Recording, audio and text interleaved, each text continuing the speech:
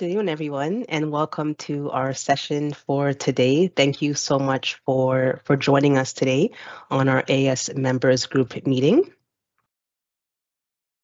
As a reminder, there are some housekeeping rules we want to share with everyone, as you will be muted upon entry into today's session. If you have a question or a comment that you would like to share, we encourage you to use the control panel with the raise hand function. We will then unmute your mic and welcome you in to begin share your comment or your question. As well, we are compliant with the AODA and we have transcription available for all of our sessions. French translation is also available, and I'm just going to ask Tina to just join us here and just translate that for me in français for our francophone audience. No problem. Donc, pour les conseils francophones, nous avons vérifié aujourd'hui que la transcription en français, ça fonctionne bien parce que je l'ai maintenant, puis c'est absolument correct. Donc, si vous allez appuyer sur les 3 points dans le panneau de configuration, sélectionnez la langue et la parole. Puis, dans le panneau de sous-titres, cliquez sur les 3 points, mais quand ça dit langue parlée, tu veux que la langue parlée soit en anglais, mais tu veux que les captions soient en français. Tu peux choisir français ou français Canada. Ça devrait marcher parce que je le vois maintenant. Great, excellent. Thank you so much. Merci, Tina. So here's the team. As you know, we like to keep this slide up so that you're aware that we work as a team, and here are all of our contact information here. And again, anything that comes to us, we like to have at times team conferences on certain topics. So feel free to reach out to your dedicated AS consultant or any of the team members if your consultant is not available. So in terms of our discussion points for today, we're going to start off with a arbitration review on the Toronto Catholic and QP most recent decision that was rendered on February 28th of 2023. We'll also speaking about the cosmetic surgery and access to sick leave. This came from our survey responses. So thanks again for your participation in that regard. And then we'll end with some updates and reminders for everyone. I'm going to invite, I believe Kathy is up to talk us through the arbitration review. Thank you, Kathy. Okay, great. Thanks, Stephanie. And good afternoon, everybody. So we'll just start with a review of that arbitration decision. So it was Toronto Catholic DSB versus QP, Local 1328.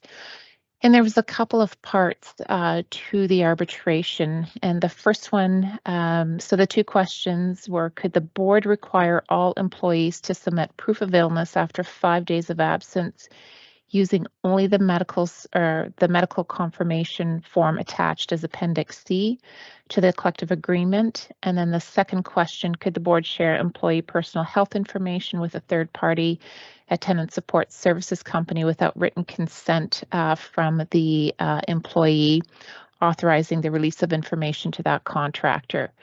So with respect to that first question, that proof of illness, so in this case, the Toronto Catholic District School Board required all QP employees to complete the Appendix C, that form that's in the collective agreement that's attached as Appendix C for each medical leave of 5 or more consecutive days.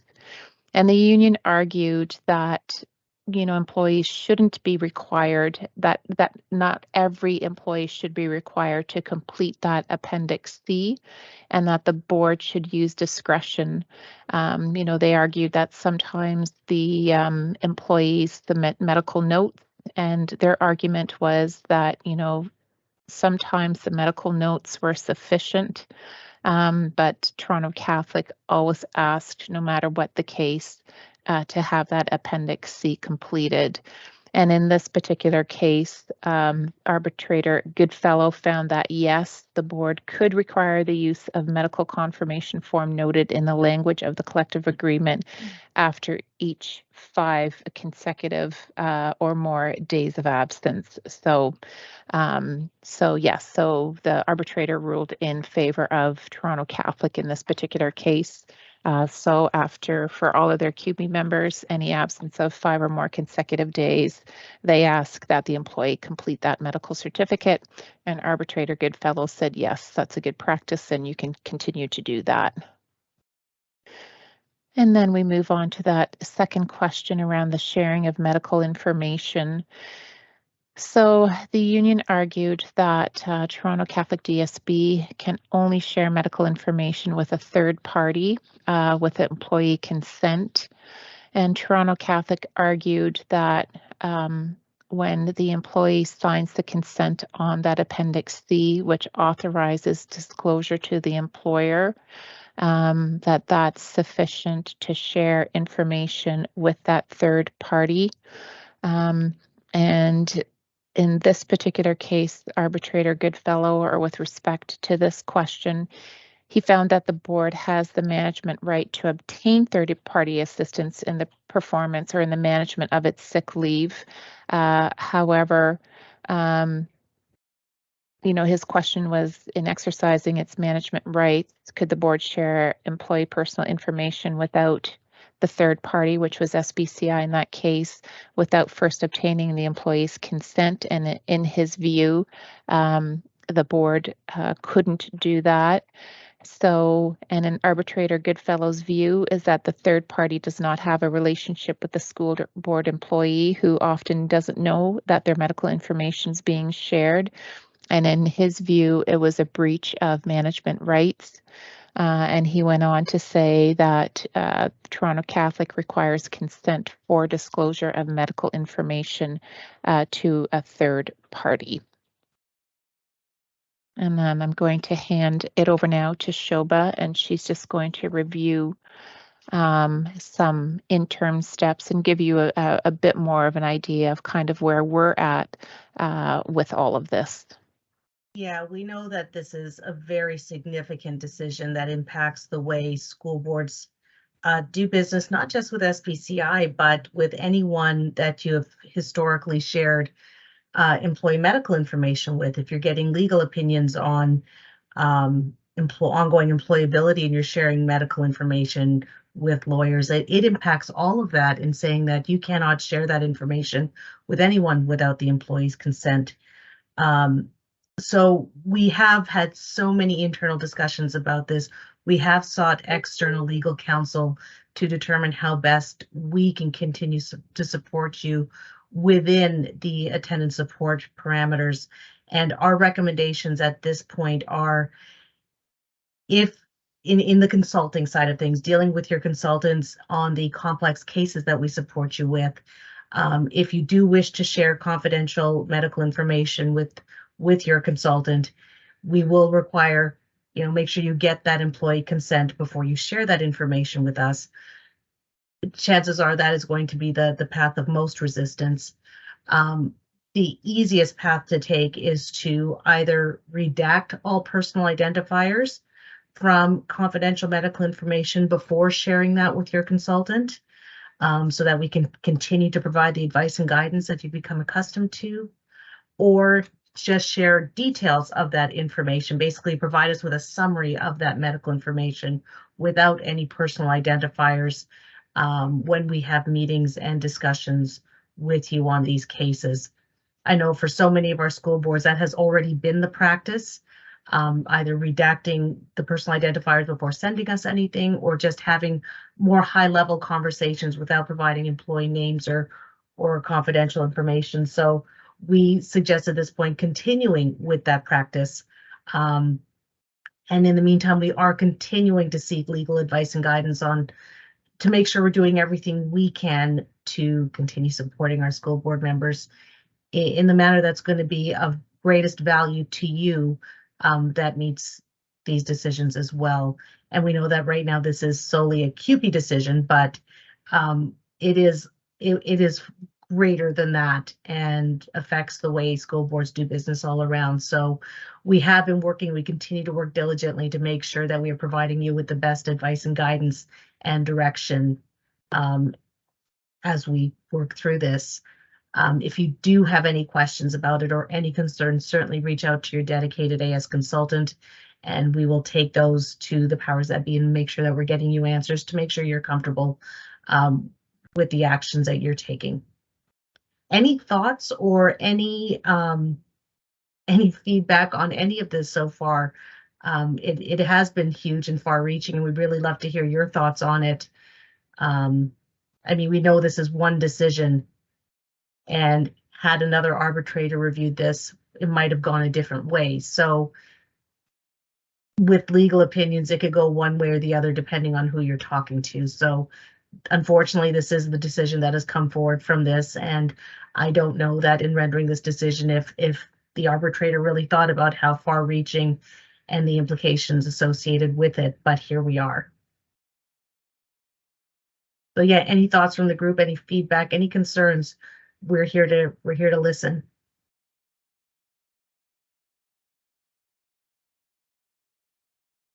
Yeah, you can use the raise hand function in the control panel, type your comment or question in the chat. We would love to hear your thoughts and comments on this decision. We know that it impacts the work that we do with school boards, so we just love to hear your feedback.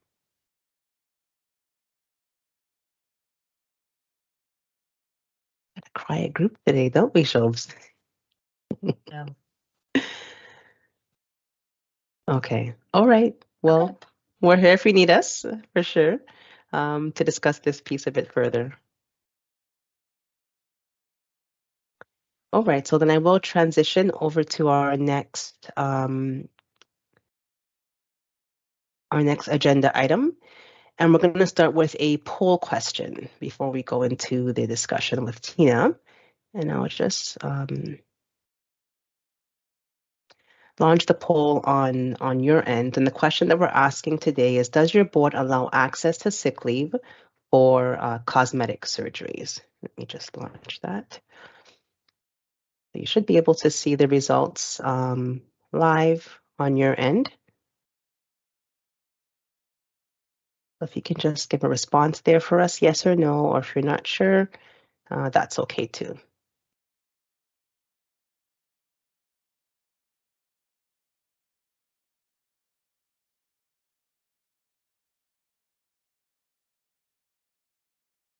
Okay, got about 26 responses. Great, thank you. I think you can all see the results there on your end as well. So 27% of you responded saying yes, you do allow access to sick leave for cosmetic surgeries.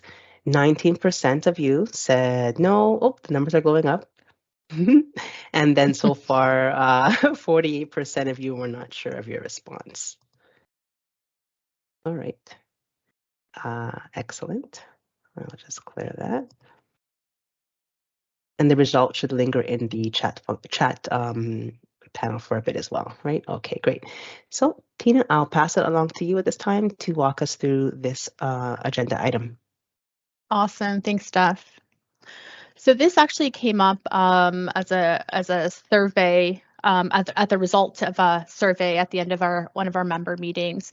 So we thought it was a good topic to cover. I know I've done a few of these recently, so timely in that way.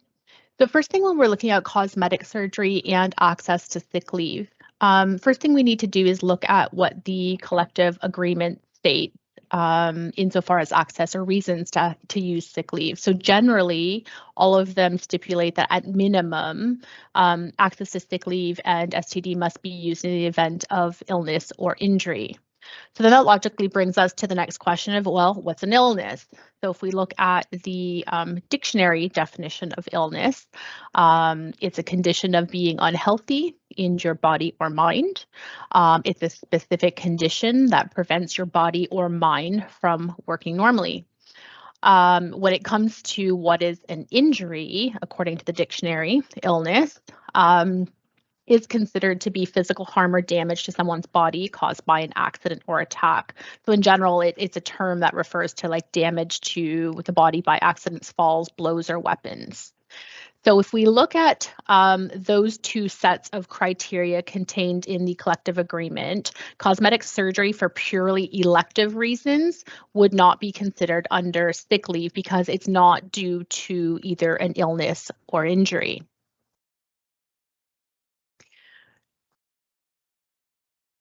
So when we look at the term medically necessary, and I'm using air quotes there are really two ways to approach the term medically necessary, but from two completely different angles. So for example, you've probably seen on a piece of medical that comes in where the physician may document on the medical that a procedure is considered to be medically necessary because the employee may be experiencing pain or discomfort related to a condition and feels that the procedure is medically necessary because the employee would benefit from it. However, even though an employee may benefit from surgery and the physician has noted it on the medical certificate or the medical note or whatnot, even though they've mentioned that it's medically necessary, it may not be. So in Canada, medically necessary services, as we know, are built into public funds or covered by public funds. So the Canada Health Act doesn't actually provide an official definition of medically necessary. They leave that to the provincial and territorial health insurance plans, and that's them who decides whether a procedure is deemed to be medically necessary. So since we live in Ontario, we default to OHIP. So we look at, well, what does OHIP say and what do they pay in terms of coverage? And OHIP's coverage does not extend to cosmetic surgery unless it is deemed to be medically necessary.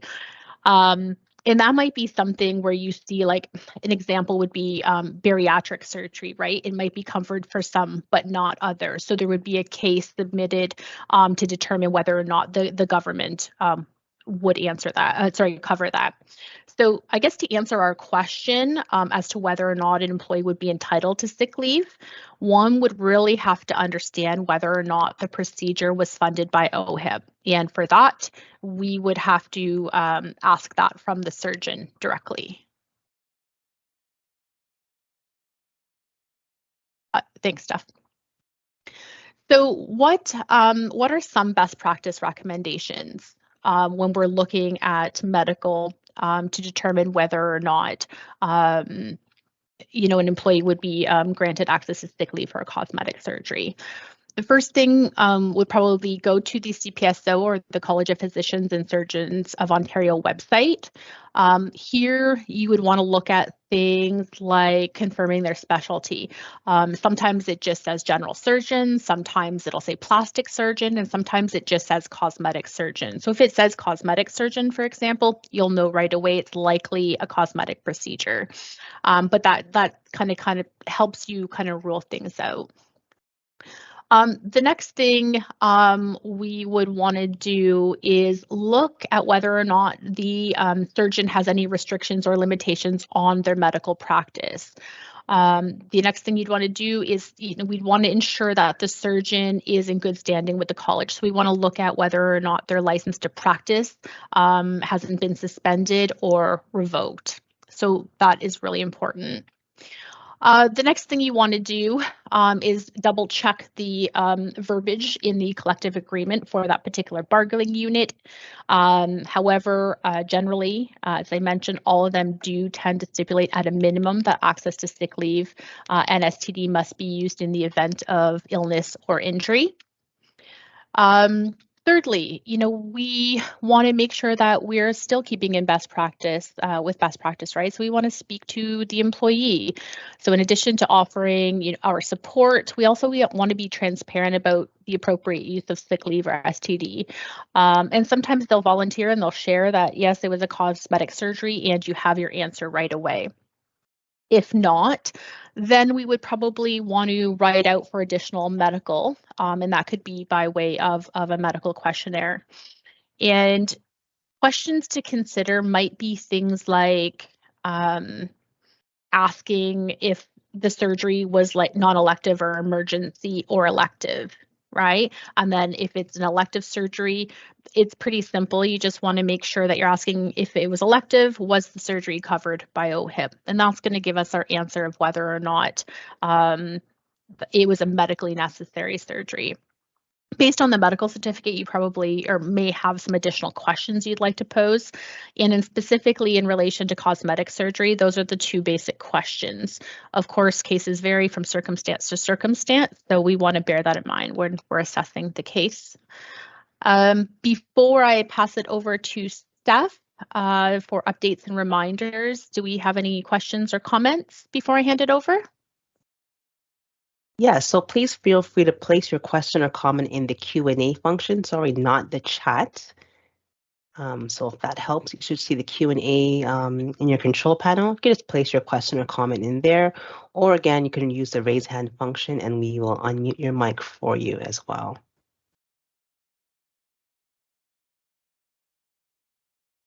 Okay, I don't see anything in the Q&A. No, me neither. No? Okay. All right, over to you, Steph. Thanks, Tina. So just in terms of some updates and reminders we wanted to share with everyone is that our AS members meetings are being recorded, as you know, and they're going to be stored on our website.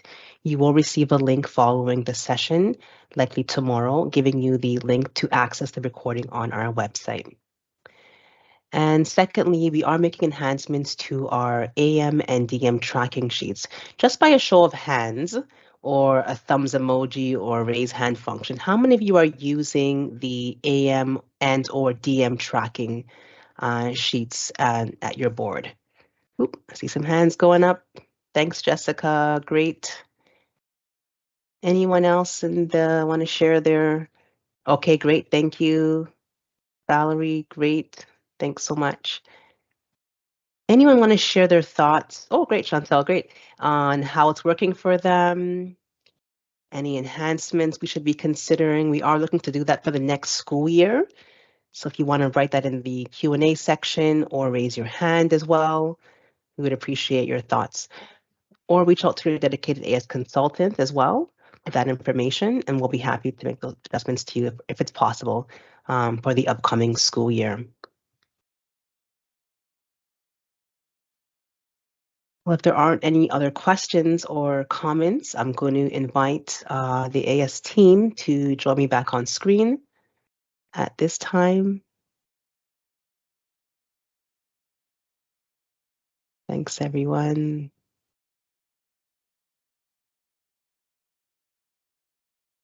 Great. Thanks for all those that are using the AM tracking sheet. We hope it's been useful for you. Thanks, Brittany. Appreciate that as well.